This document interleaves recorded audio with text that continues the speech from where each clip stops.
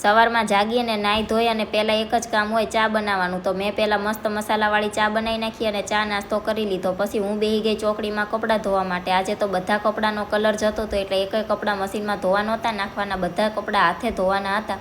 તો મેં કપડાં ધોઈ નાખ્યા અને વાસણ ધોઈ નાખ્યા. ત્યાં સુધી હેતરાજને છૂટવાનો ટાઈમ થઈ ગયો હતો. તો હું હેતરાજને સ્કૂલેથી લેવા ગઈ. ત્યાં તો હેતરાજ મને એના સ્કૂલ પડખે આ મંદિર આવેલું હતું ત્યાં દર્શન કરવા માટે લઈ ગયો. હું અને હેતરાજ દર્શન કરી અને બહાર નીકળ્યા. ત્યાં તો આ 4-5 કુકડા રમતા હતા. તો હેતરાજને કુકડો ઘરે લાવવો હતો પણ કુકડો ઘરે લવાય નહીં એટલે મા દીકરો ઘરે આવતા રહ્યા અને પછી બેસી ગયા જમવા. બપોરે જમવામાં મેં રીંગણ અને ચોળીનું શાક બનાવી નાખ્યું હતું અને રોટલી અને છાશ જમી લીધું. અને આજે તો મારે આ ગેસ સરખો કરાવવા જવાનું હતું. કેદુનો એક ગેસ બગડી ગયો હતો તો સવારે ટિફિન કરવાનું હોય ત્યારે પોગાય નહીં એટલે હું જઈ અને ગેસ સરખો કરાવી આવીને ઘરે આવી અને સિલિન્ડર પાછું ફિટ કરી દીધું અને ગેસ ચાલુ કરીને જોયું તો ગેસ સરખો ચાલુ થઈ ગયો હતો. એટલે હવે દિવાળી સુધી નવો ગેસ લેવાનો નહોતો, આ ગેસ હતો એ જ રોડવાનો હતો. અને હમણાં તો 2-3 દિવસથી વરસાદ નથી આવતો એટલે હેતરાજને સાયકલ હાંકવાની મજા આવે. વિડીયો ગમે તો